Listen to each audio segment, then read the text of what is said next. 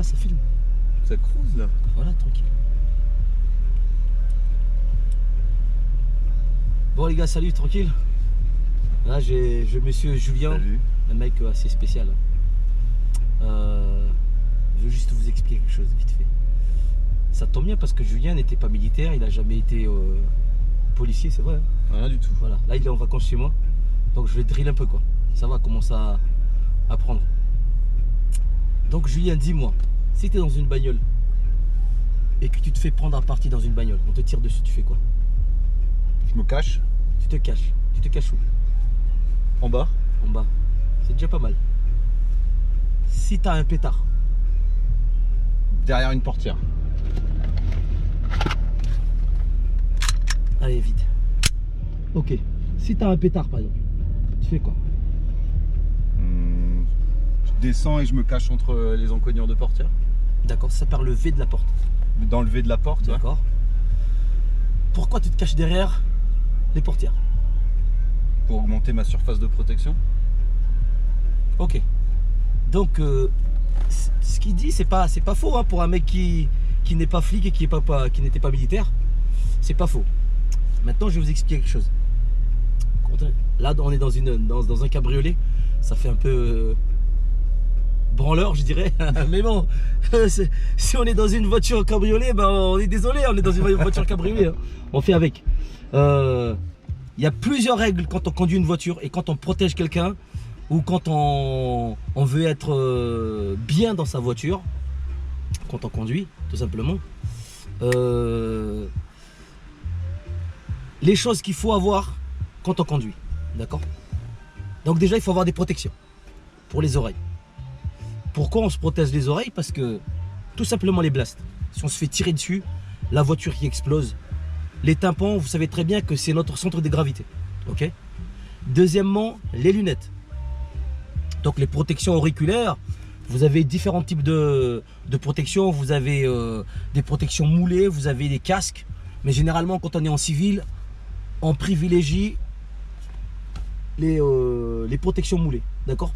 Pourquoi? Parce qu'on a une radio qui va être dedans et c'est plus discret. Et si vous êtes garde du corps, on met toujours l'oreillette côté passager.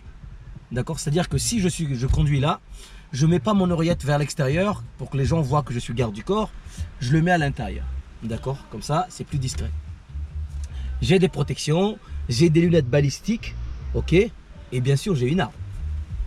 Tout se pose le problème où je pose mon arme. Ok? Il y a différentes manières de faire. Soit l'arme, elle est dans un holster. Quand on conduit, c'est bien de l'avoir dans le holster. Quand on n'est pas dans un pays en guerre où on ne sent pas le danger de suite. Il y a des systèmes maintenant qui mettent les armes sur le côté. D'accord? Il y a des systèmes où les mecs, ils ont l'arme ici. Mais si vous êtes en civil, vous n'allez pas la mettre ici. Donc vous allez privilégier avoir l'arme dans votre holster. Maintenant, je reviens, ça c'est les basiques si vous faites de la protection pour des VIP ou pour des particuliers. Maintenant, je reviens à ce que je lui ai posé comme question. Tu fais quoi si tu te fais tirer dessus? Première règle, il faut savoir dans quel véhicule vous roulez. Si vous roulez dans un véhicule blindé ou vous roulez dans un véhicule civil, c'est pas le même réflexe. Complètement différent. Pourquoi?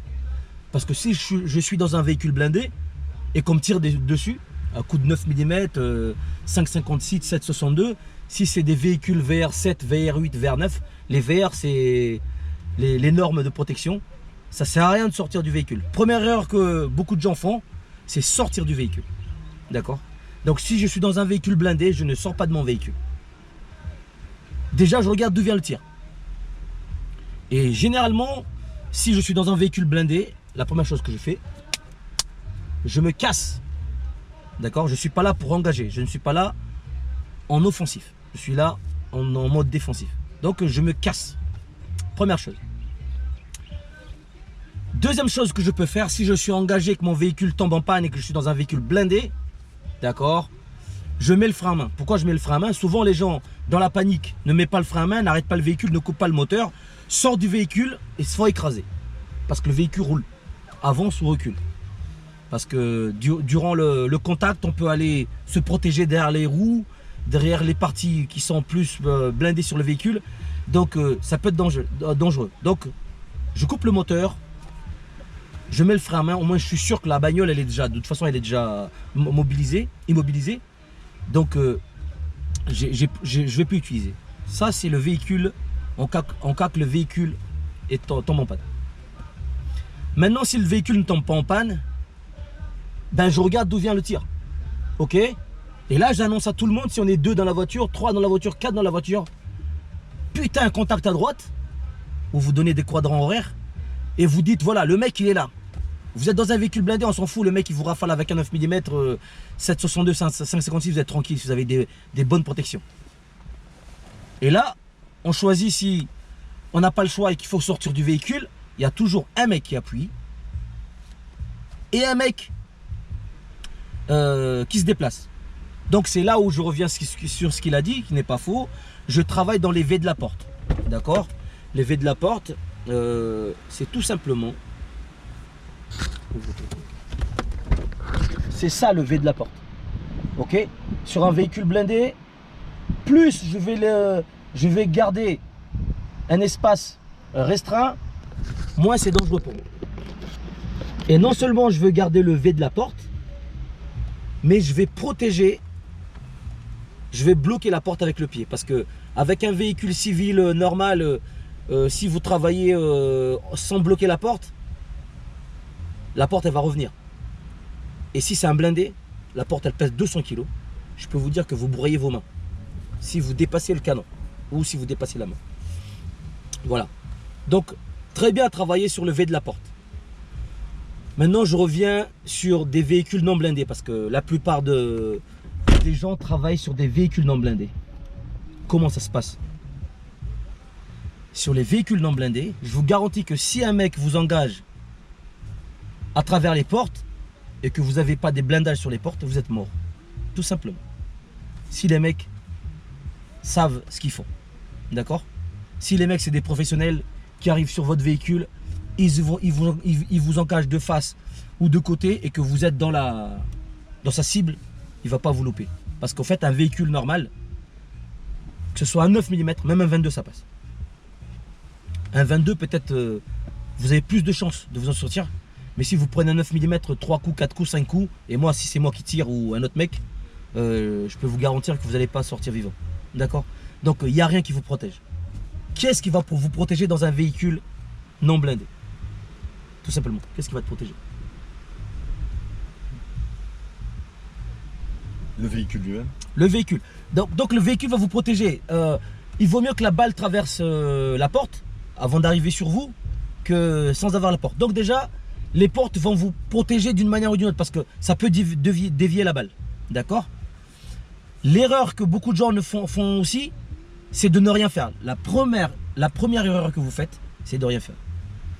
Il faut sortir du véhicule ou bien partir vers l'arrière si le contact il est vers l'avant. Et tout ça c'est en chiffon. On se baisse parce que qu'est-ce qui va vous protéger? C'est le bloc moteur, les pas de roue et être de l'autre côté d'un véhicule.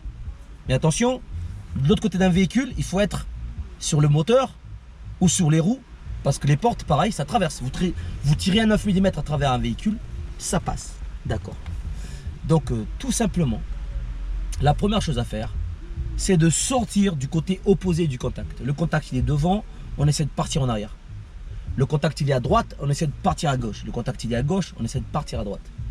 D'accord? Il ne faut pas rester immobile. Et dans sa réaction, il faut être violent. Quand je parle de la violence, c'est au niveau de la réplique. Le gars qui réplique, il faut que le mec en face soit surpris. D'accord? Et généralement, on va travailler avec un pistolet. Donc là encore, je vais rigoler parce qu'il y a des mecs qui font des vidéos avec des fusils. Ok? Moi, j'ai formé des gardes du corps. Je parie le champion du monde dans sa bagnole. On met un mec en paintball à l'extérieur. Lui, il est à l'intérieur.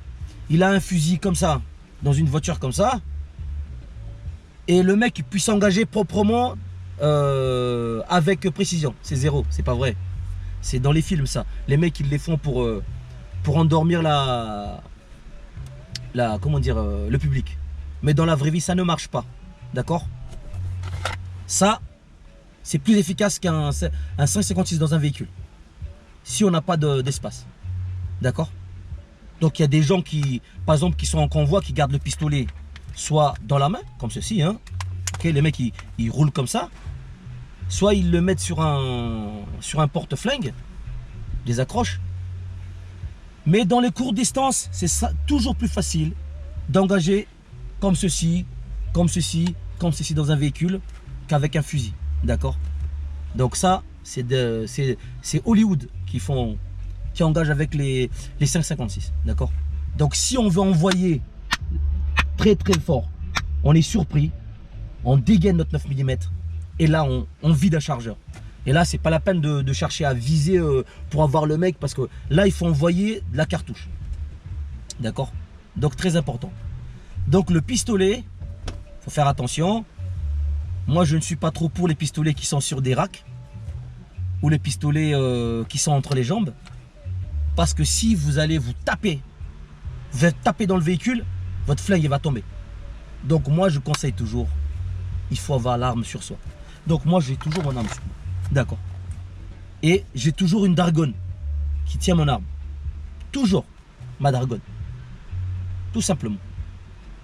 Parce que si je viens à taper avec mon véhicule et que mon arme tombe, les gars ils m'allument, c'est mort. C'est fini. D'accord? Donc il faut avoir le pistolet sur vous. Soit on a ici, soit on a dans le holster. Et bien sûr le pistolet chargé, approvisionné chargé.